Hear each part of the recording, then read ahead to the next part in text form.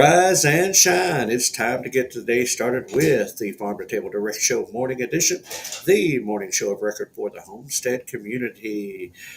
All right, good morning, everyone. Welcome in. For those that will be joining in chat uh, here shortly, welcome in. For those who may be watching on replay, thank you for coming back and watching this. Hope you enjoy it. Hope you find it informative. Anyway, we're going to kick right off. I don't have a lot of time to dilly dally this morning. I've got a lot to cover. And I'm going to tell you, it's actually a few degrees warmer today. It is a balmy 32 degrees here on my mountain. But let's check in with our good friend Jack with the Redneck Weather Report. All right.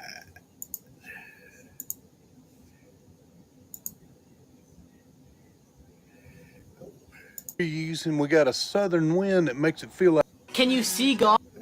Well, good morning, rednecks. It is 32 degrees and we got a southern wind that makes it feel like 25 degrees. It's January 16th, 2025, and we're going to get to 59 degrees today. God bless y'all. We'll see you again tomorrow. Well, good morning. All right. Well, thank you, Jack. Appreciate that. And hey, let us know what the weather is where you live because he's pretty close to where I live. It's 32 right now. Uh, it's going to reach a high of 56 up on my mountain. Let's see what it's going to be where I work. Yep, about 54. So it's a little warmer out west for old Jack out there for the high today. I hope he hits it. But anyway, so yeah, reminder this is a live chat event, so feel free to join in, leave your comments in the chat box. We will get to them at times, and other times we'll have to move right along. Uh, Good morning, Scotty. Glad to see you with us, brother. Good morning, bro. Glad to see you up and early this morning. We're going to jump right in on this and get going. So now it is time for today's reality SmackDown. I've got three little quick headlines we're going to move through, and I'll be honest with you, let's see, where am I at here? Had one jump in this morning. I'm going to go ahead and hit it first. Um, and it was kind of an add-on, so we'll do that right quick. Hit the stop share button. We got a lot to cover this morning. It's going to be good stuff. So anyway, uh, bipartisan bill proposed in the Arkansas legislature aims to eliminate the cost of public school breakfast. House Bill SB 59 or Senate Bill SB 59, sponsored by those Republicans right there. Don't matter if you don't live in Arkansas. Aim to use funds provided by the U.S. government, i.e., us, the taxpayers, uh, to pay for school breakfast. State of speech address. Governor Sarah Huckabee Sanders also alluded to future plans to make our free lunch and breakfast programs financially sustainable for years to come by using medical marijuana funds to make school breakfast in Arkansas completely free for any student who chooses to participate. Now you're cooking with some Crisco. Kind of funny seeing as how many of those people that use that get the munchies, and then we're going to use their funds for school lunch. I think that'd be great. But anyway, according to the Arkansas Hunger Relief Alliance, over 72% of Arkansas school districts offer breakfast one or more of their schools. Rogers Public School is one of the schools across the natural state to offer free breakfast to all students. They said in 2013 we put breakfast in the classroom in place in our elementary schools, and it was so successful, said their nutrition director. It increased breakfast participation by over 200%. We're going to continue to help support this. Every year we make sure that we're going to end in the black because we're self-supporting. The only funding they receive is through the USDA and the state. Many believe breakfast to be the most important meal of the day. So their students, they need to be ready to learn. Providing breakfast in the morning and having it ready for them. They don't have to worry about whether they have money or anything. They just know they're going to have breakfast. So I think that's a good thing. Anyway, so that's just an interesting food-related bill that's up there. Poto high 37, low 32, high 57, right about there. Ooh, Scotty, 19 and a high 31. Brother, you're getting what we've been having the last few days over there. It has been that way all the way through.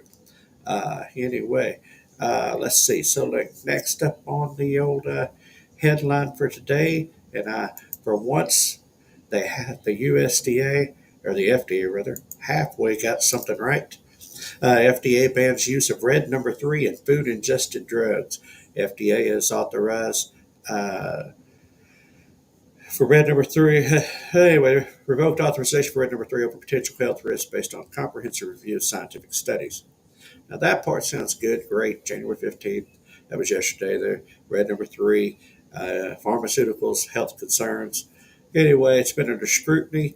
It's a colorant commonly used in products including candy, cereals, certain medications to impart the bright pink or red hue. It's based on scientific review, comprehensive scientific review studies about potential carcinogenic effects of red number 3, consumed in large quantities over extended periods. We got a lot of that right there. Anyway, they restricted the use in 1990, got rid of it in certain things, but they didn't follow through. As usual, the certain failed, they didn't follow through. But anyway, the Center for Science and Public Interest and 23 other organizations and scientists petitioned the FDA to ban all remaining uses. So they granted it. The CSPS stated the FDA failed, imagine that, in upholding its legal obligations to fully ban cancer-causing additives. Red number 3 remained permitted in foods, supplements, and oral drugs for more than 34 years after the FDA promised it would be banned. Well, I told you, the government don't move real fast at anything. But anyway, they're going to be doing that. Some candies, this type of thing. The problem I've got with it is they give them a certain amount of time, a grace period for companies to reformulate products and deplete existing inventory. Uh, Companies that use the dye in food and drugs have till January uh, 27 and January 28, respectively. So food January 27, drugs January 28. So 2 to 3 years to formulate their products. That's a long time people getting a hold of stuff. So consumers are advised to check product labels for red number 3, which may also be listed as E127 or erythricin. Uh, the FDA stated it may take some time. I got a feeling those shelves will be emptying faster than people realize because, hey, who's going to want to carry stuff that nobody's buying? So there's that. Let's see. All right, here we go. Here we go. Next up, let's get this one right here. Where am I at? And this one right here goes to the farming community a little bit as well. Article in Mountain News. Dedicated to Eastern Kentucky. So some of those people that are out on our eastern side of the world. We obviously need foreign labor. Farmers battle every year to get enough legal workers. I don't know about this. I mean, it's true. We got a whole lot of people laying around not working here. Farmers and ranchers, backbone of America, that work to take care of land, livestock, providing food that ends up on tables at home. To maintain that supply of food, U.S. farmers rely heavily on foreign workers who may or may not be here on legal visas. USDA released the following stats 2018 to 2020. 30% born in the U.S., 6% were immigrants with citizenship, 23% were authorized immigrants, permanent residents, green card holders, and 41% held no work authorization. Surprised they got that many people to talk to them about it, honestly. Immigration attorney Paul Balducci investigated many farmers rely on programs to bring foreign workers to U.S. Many people that own and operate farms rely on non-immigrant workers that are brought on the H-2A program, temporary work visa. That's fine. Both in Georgia and South Carolina continue to be agriculture. 500 farmers filed with immigration to bring more than 28,000 non-U.S. workers to Georgia in 2024. I'd have to do some quick math to divide 28,000 by 500, but that's a whole lot of that's a whole lot of that's a whole lot of workers per farm. 7,600 workers. That's a little bit ratio. But anyway, need foreign labor for that, just not nearly enough workers interested in working in agriculture. Well, I think maybe we need to make the change and get them to where we're working people. Joel Salatin had a rather interesting take. I don't know, how people feel about this take, but his thing was take a lot of those people out there that are sucking down government checks that could do some level of work. I don't know. He's saying end the welfare program altogether, and put the care back into certain hands of people, put taxpayer money back in the hands of people, and let us work it out. I don't know. That's just Joel's stance. Go with him. So anyway, that is today's reality SmackDown. FDA bans food, red dye number three, foreign labor work, and of course, free school lunches. All rather interesting. So we are going to move right on. I've got a lot to cover this morning, so like I said, dilly dallying. But feel free to leave your comments and thoughts on some of this stuff that I've talked about. Always good to see what the people are thinking. Anyway, so now for this day in history, we got to have a little fun before we get into the serious stuff. 1919, 18th Amendment of the U.S. Constitution authorized prohibition of alcohol, ratified by the majority of U.S. states.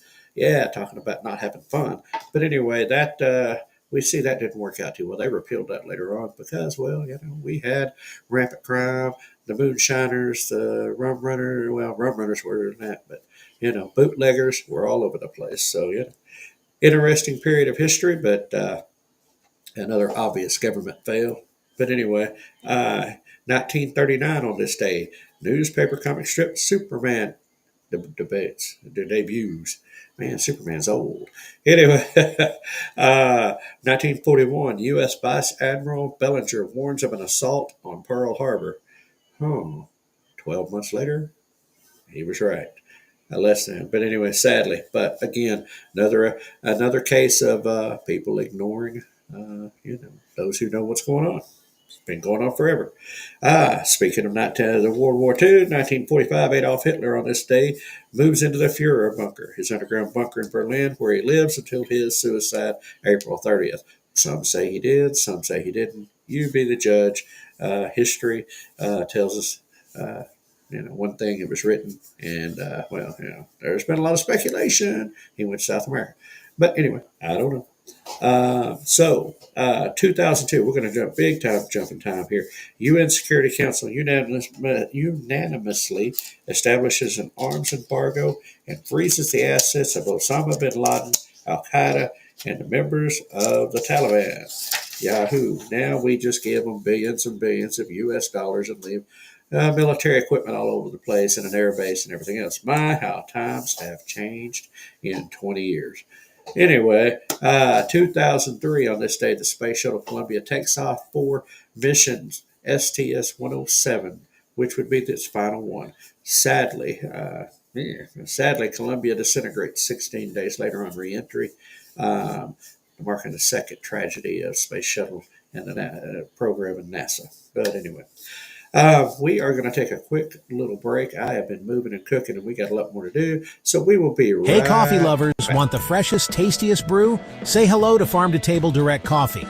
At Farm2Table Direct Coffee, we offer premium beans handpicked for ripeness. Place your order, and our expert roasters get to work. Your coffee is roasted and shipped the very same day. It's that simple. Stay updated with notifications at every step. For the freshest custom-roasted coffee, visit farm2tabledirectcoffee.com. That's farm, the number 2, tabledirectcoffee.com. Experience the difference Farm2Table Direct Coffee can make in your morning routine. From the farm to your table, the freshest coffee.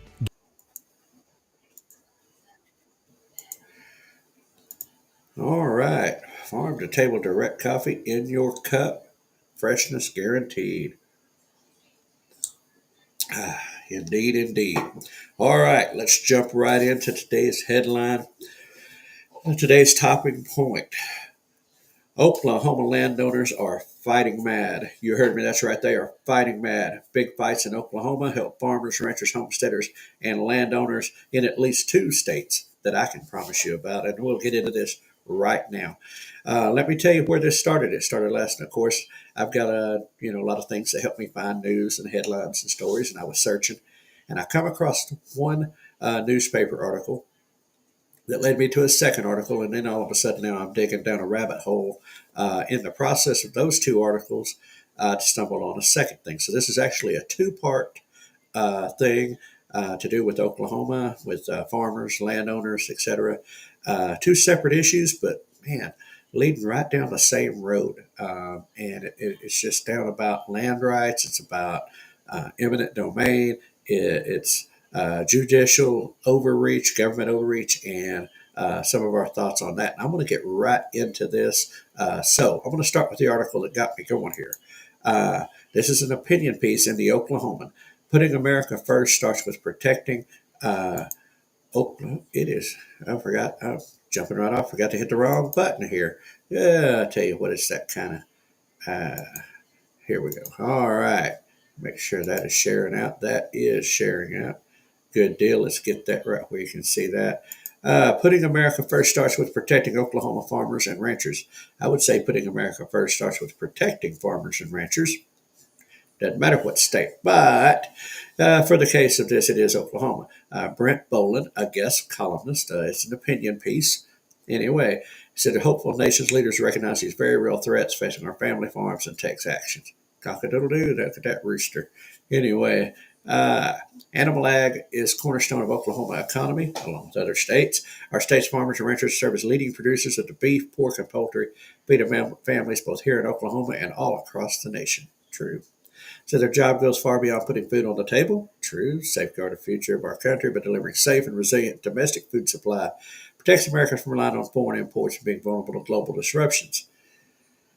Sometimes. But anyway, yet over time, our work products increasingly come under threat. We've always navigated weather, volatile markets, increasing cost. Very livelihoods are being pressed from an unexpected place. The courtroom.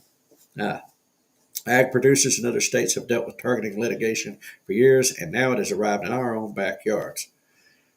In June, said they're committed to following regulations, must come through proper channels. In June, a Delaware County, that's an Oklahoma district judge, stepped outside the bounds of his power to impose new regulations on the poultry industry that were not considered or approved by the state legislature. This regulation through litigation sets a dangerous precedent that undermines the rule of law and puts family farms like mine at risk, he writes. Family farmers and ranchers commit to follow both state and federal law regulations, deeply believe in protecting the land and water in our care. Those who fail to follow these guardrails must be held responsible to ensure our natural resources are safeguarded for future generations. So, as he says, he's willing to follow the regulations, but regulations must come through channels.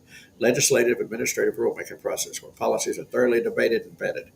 When unaccountable judges allow the legislature to regulate from the bench, they circumvent these time-honored processes and put the livelihood of farmers and ranchers in jeopardy. Now, this case will now be considered by the Oklahoma Supreme Court. Farmers and ranchers across the state are hopeful proper balance of power will be restored, leaving the state legislature to create laws to apply it, and courts to apply it. Leaving the state legislature to create the laws and the courts to apply it, which is, by the way, how things are going. Now, you say, okay, that didn't really tell me anything. Okay, hey, thank you, bro, for putting that link up in there. That didn't really tell you much other than this guy's mad about this judge. And so we're going to jump over here. That's what led me down the next rabbit hole. What was this decision? What was going on here? So here's that headline. Oklahoma judge creates new large poultry farm requirements for agriculture department. It's written by Emma Murphy, Oklahoma Voice, also published in the Oklahoman. Folks, if you ever wanted to know what it looks like inside of a chicken house, there's a pretty good, it's a little blurry, kind of got the bokeh there, kind of got all that effect, but pretty good idea. That's kind of what it looks like in there. Anyway, District Judge in Delaware County ruled that the Oklahoma Department of Agriculture, Food and Forestry must give greater public notice and consider public input and pollution issues prior to authorizing the construction of large poultry farms. On the surface with that, I agree. We had this issue right here in mine and Keith's backyard several years ago. This thing got raw thing, made a big deal. So this is not the first time it's done. Okay. So and note that in principle, I agree with that particular statement right there. That they should give public input. They should get public notice. There should be healthy debate. Because listen, I work in the industry. I know what it does to property values. I know what it's like to be around those farms. There's ways it can be done that are good, ways that can be done that are bad, either way. But this judge, David Creswell, issued the order in a case against the Agriculture Department. Owners of the poultry operation are listed as interested parties. The Spring Creek Coalition, the plaintiff, is a group of citizens who live on property work, or frequent the Spring Creek watershed area in Delaware County. Crutchfield Rural Legitimate Ag Department cannot approve registration, license, or permits for the construction of new farms exceeding 125,000 chickens, which 30, 60, 90. Yeah, that's anything more than about 4 or 5 large houses.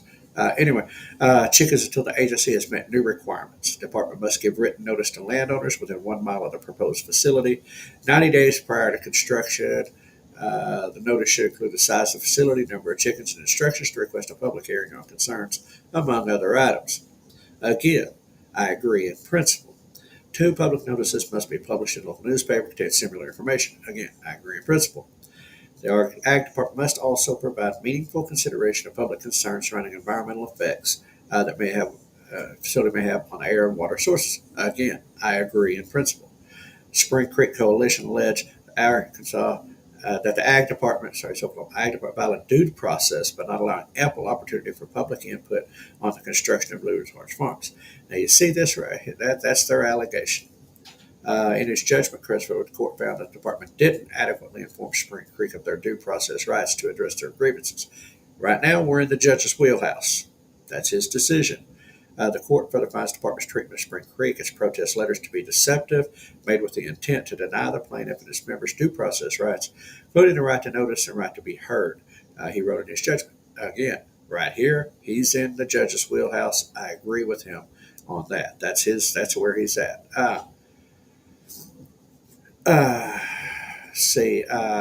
Litigation spanned years. The department previously filed a motion to dismiss, originally filed 2021. So this is an ongoing fight. The department has ignored or neglected its duties to protect and preserve the waters of the state of Oklahoma, non-planet protections for U.S. citizens under the Clean Water Act, he wrote. So, knowing that they have to, beat that. Anyway, spokesperson for Arkansas Department, Oklahoma Department of Agriculture, Food and Forestry said the department still considers this case to be in litigation and gave no further comment. Farm Bureau president said the Bureau was disappointed in the ruling, called extreme judicial overreach. I will agree, and I'll tell you why. Burdensome, costly rigmaroles, driving food prices, healthy access, healthy, affordable protein, and try to comply with the law, we believe, should be prescribed by the legislative branch, not the judicial branch. That I agree with. So that was that's what got me started on this. Now, I'm with you, bro. I'm not fighting Matt. The only thing that irritates me is the fact, if you notice that the judge in that case gave a list of things. Now, I'm not saying I don't disagree with what he said needs to happen. It's the fact that that's not supposed to come from the bench. That's not the legend. He could have ruled that this was, the defendant, ag and all them did these things, and whatever. But those regulations should come, I believe, from the legislation, from the agency. It shouldn't be, legislating from the bench, I've got a problem with. He can rule a decision, and I agreed with his decision in principle. I agreed with what they want to do. I think it's a good idea. Bro, we went through this recently, like I said, here in our backyard. We know what that's about. I agree with that. I just don't know. But that right there was where that was that was the thing that got people mad about it. That's what got this guy mad enough to write this article, was the overreach. Now, the guy who wrote that article in Transparency is a poultry farmer, so obviously it affects him in some way. But that got me digging, and in the process of digging through all that, this came to my attention. And here's where it really gets interesting. We've had some of our friends talk about this, and so let me see. Where am I at right here? Boom, right there. All right. Proposed electrical transmission corridor to run across Oklahoma. Now you can see that this is a big old map, and right through here into Arkansas, as a matter of fact, and so that's what I said, the Delta Plains corridor. The Biden administration, this was back in May, okay? Biden administration unveiled 10 proposed electric transmission pathways to expand the nation's power grid, and one of them runs across Oklahoma and then halfway through Arkansas. They're formally called 10 potential national interest electric transmission corridors. I ain't even going to try to needs, whatever, to accelerate the development of transmission projects in the areas that present what Energy Secretary Jennifer Granholm called an urgent need for expanded transmission. At more than a century old, our grid is showing its age. I agree, leaving consumers to bear the cost of maintaining it with frequent long power outages, extreme weather. Thereby, the Harris administration leveraging every tool to expand transmission, blah, blah, blah. Never before used federal. It has also been described as a project where the federal government will undertake never before used federal authority to fast track and fund major transmission grid projects. Company of Biden's Investing in America agenda could involve billions of dollars. Again, never before used federal authority. Kind of makes you wonder where they're going there. Corridor would directly affect Oklahoma. It's the Delta Plains Corridor. 645-mile long corridor runs across Oklahoma and into Arkansas, about halfway through. Described in an interregional corridor between Southwest Power Pool and Mid-Continent Independent System, blah, blah, blah. Okay. Massive project, high voltage power lines, grid infrastructure. The designation of the corridor across 1 will enter the Panhandle, exit near the northeast part of the state, comes into Arkansas, Fort Smith, right in my backyard, by the way, where this thing was proposed to go. Okay, let me see. Now there's the Delta Plains, which is one we're talking about. The former DOE's 20th National Transmission Needs Study. No kid, Mid-Atlantic, Midwest. Anyway, these are the different ones in New York. Okay. Now I'm going to stop sharing that for just about a second. We're going to go over here and I'm going to share a different screen. And I'm going to show you this is the map. I'm going to share that with you. This is the map blown up a little bit here. Now there's that one over there. Look at that crazy conglomerated mess. Anyway, this one goes here, there, a little bit there. They're all over, right? Most of them are small. This one here runs all the way across. Now, one thing you'll notice, it's real wide, and it gets more narrow, and it gets down into here. This area here is where a lot of people are mad. And it gets narrow. See, coming out of Tulsa town there and heading over to where I live and down in towards Little Rock, it gets pretty narrow, but still wide. From here to here, that thing was projected to be somewhere around 18 miles, up to 18 miles wide. It was going to have power lines. It was going to have more windmills, a lot of things. Now, this was proposed, electric transmission line. Now, there is let's see, Cimarron Energy was, and there's some other companies. But anyway, so a lot of people got on this, started raising canes. Some of our fellow homesteaders were among that crowd. Man, I've got to move fast here. We got to move. But anyway, this, let me see, where did I go? Oh man, I've got to get the right buttons going this morning. Folks, I have to say, okay, all right. Federal Energy Corridor Plan halted in Oklahoma amid backlash. The big electric transmission corridor plan is paused for now after the project received backlash from many groups of Oklahomans. They said, we want to control our own destiny. It's Southwest best for Oklahoma. Don't need a federal group telling us what we need to do, blah, blah, blah. Sentiment strongly conveyed to the U.S. Department of Energy. Lawmakers made the department cancel the proposed energy corridor across Oklahoma. Project would have stretched from the Panhandle, eastern part of the state, blah, blah, blah. I read all that to you. Anyway, DOE spokesman talked about the level of engagement and communications they have received from our state, from private citizens, landowners, and from legislative and political officials. State lawmakers are not the only ones happy about the decision. Attorney General Durham praised the decision. Very thankful that countless Oklahoma landowners no longer live under tyrannical threat of federal eminent domain. And that's where I get mad. That's where a lot of them get mad. The federal portion is presumed to be over. Could be more if private companies are looking to make the corridor work. Now that's where we get Cimarron Lake, a private project led by Invernergy. Said we weren't interested in eminent domain land grabs. All that sounded fine and dandy until last month when they filed suit against 4 landowners in Kingfisher and Garfield counties. There could be more battles on the horizon. In December later today, The Department of Energy will announce projects first. Will move to the next phase, make it more clear whether Oklahoma is fully out of the woods then. So more to follow on that. So anytime I hear the words eminent domain, I start getting a little bit touchy. Okay, so here's where, let me see, let me go back over here. So let me grab a couple of quick headlines just kind of show you what they're talking about. Opponents to Cimarron Link transmission say land grab fight isn't finished. Sturgeon journalist has recently challenged proposed Energy Department transmission, labeled as a land grab. Canceled the project last week. Land grab's fight is far from over, and the eyes of some landowners have gone to court to fight Virginia's proposed Cimarron Link transmission in northern Oklahoma. The use of eminent far-reaching impacts expected across lands in Texas, Beaver, Harper, Woodward, Major, Kingsport, Garfield, Logan, Payne, Lincoln, and Tulsa counties, and a few others. Been sued by Cimarron Link transmission because farmers and ranchers won't allow Cimarron Link surveyors onto their land. Garfield County District Judge heard arguments earlier this month, intends to render a decision January 21st. So again, this is ongoing.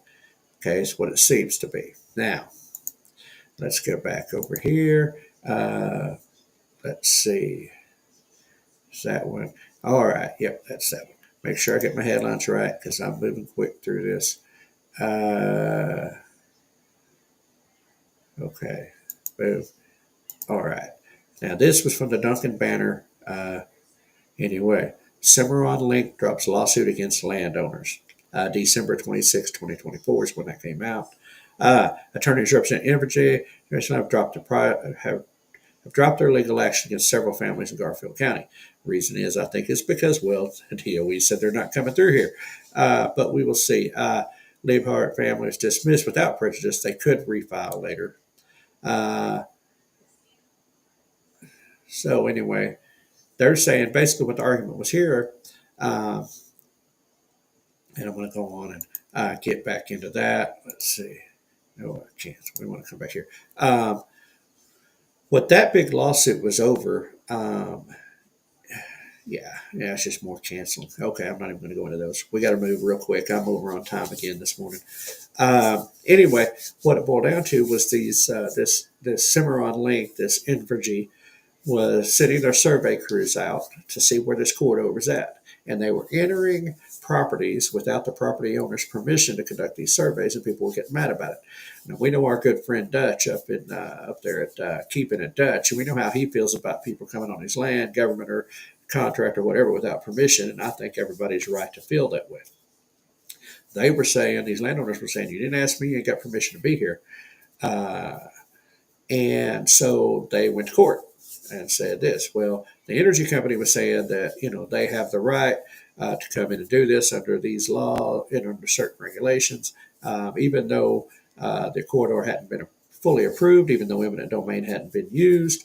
The landowners were back. This was back and forth in the courts, back and forth. And the Oklahoma backlash. Now, I rest the map on that. Now, while I don't know if it was as wide, but that thing was going to come right through the north side of Fort Smith, Arkansas, Van Buren, heading up towards Ozark, that area. And I looked at where that line's drawn. Now, I know that's not exact science, but I've got a house in that proposed area. I live just north of that proposed area.